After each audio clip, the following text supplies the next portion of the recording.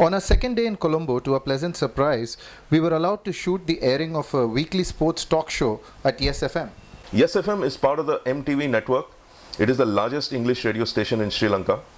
Here is the sports jockey Shanaka with international cricketers Russell Arnold and Jahan Mubarak. They've known that subcontinent pitches have been spinning since time immemorial. So is it fair for Ricky Ponting to come in and say, look, you guys are rolling mud and getting us to play on it? Or should they have gone back to their centers of excellence and maybe got Murali to come over a little bit before the World Cup and coach their spinners? Because they've got Xavier Doherty, they've got Nathan Horwich, they've got Jason Krejci, and they're all pretty bad.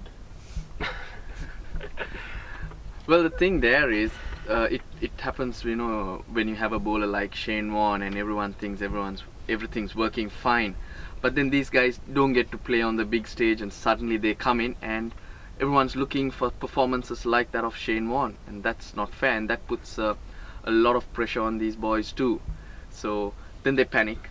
I think Australia missed a trick in the one-day series after the Ashes, where they had the opportunity to groom a spinner with the World Cup coming up, and they opted most of the games to go for a all-out pace attack, which, I mean, on those conditions would probably have been the right option if they were to win the game. Shanaka, listening to your show, big fan. Don't you think that Ricky Ponting should be whipped publicly? Sanjay from Nugegode. Go on. You retired now, Russell. No, but you're still in the commentary panel, aren't you? You can't say what you really think. Dana, you think he should be whipped publicly? Please leave me out of this. I'm actually thinking way too much now. Okay. Very graphic picture. Shanaka Amarasinghe, a lawyer by profession and trained in England, has been doing this radio talk show for 7 years now. And he has been a rugby captain, and he has a very wide range of interests, reading, music. I found him a really interesting guy. Chinaman is easily the best bit of Sri Lankan literature to come out in a long, long time.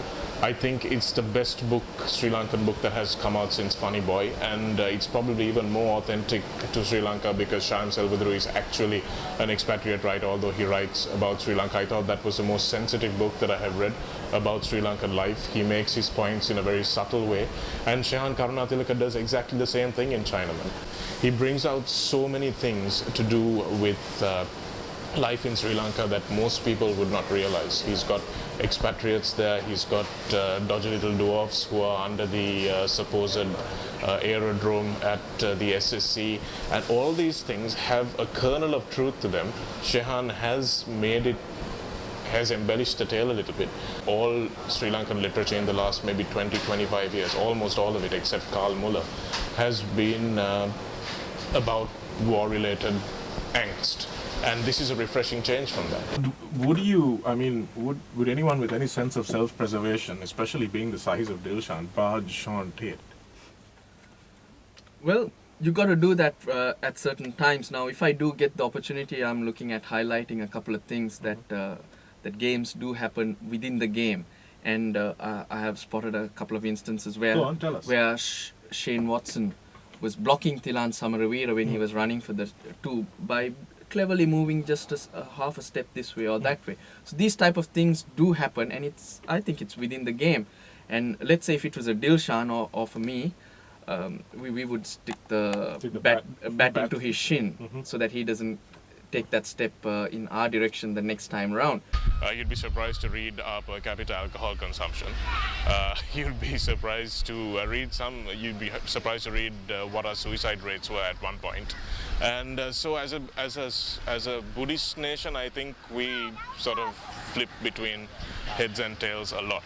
Another text message saying, guys, don't you think that Jimmy Anderson's bowling ability has gone down? That's from Andrea. Well, I'll take the one.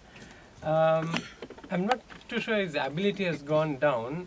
I think one is the big difference in playing between the white ball and the red ball. No, I don't understand this. How can the color of a ball change the dynamics? Okay, let's say white red, but the way the preparation in making the leather white is different to the preparation in making the leather red. So the durability of it and obviously the dynamics in the air and off the wicket are slightly different. And I think the English bowlers in particular are much better at handling the red ball than they are the white one. And then Shanaka sprung this surprise upon us. Jaideep, want to come over here? Go on. Let's get closer to a mic.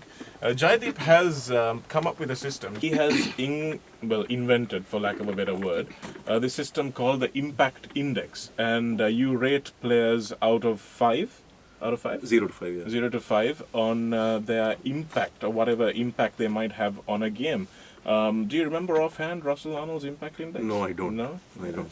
Sorry. He was rubbish. He just hit me. He was rubbish. I think No, he was not rubbish He actually. was It's actually not a rating system. What it does is fundamentally it measures a cricketing performance relative to the other performances in the same match.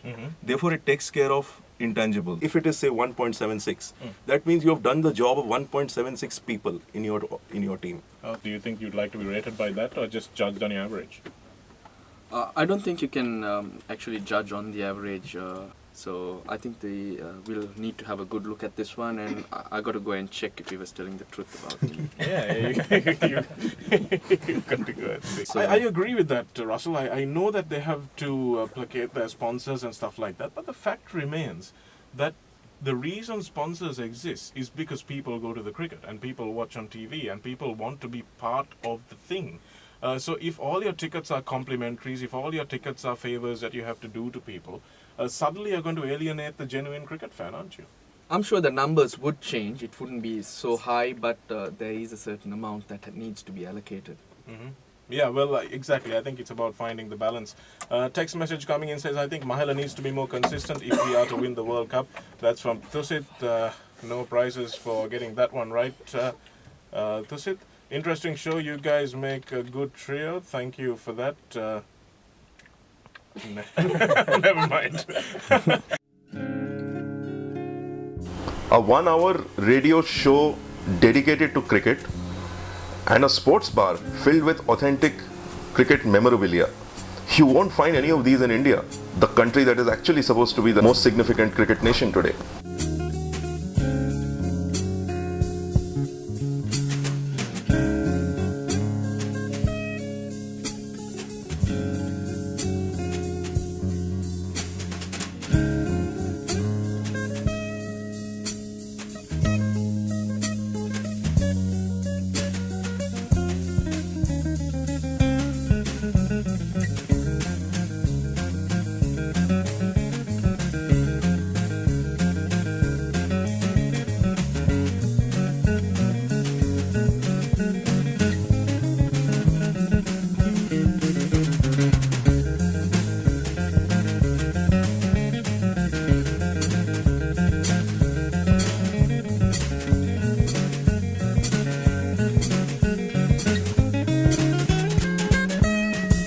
And some of the items they had there, from the time of Bradman till the time of De Silva and Sri Lanka winning the World Cup, you know, only somebody with in-depth love and passion for the sport can collect something like this and set up a place like this.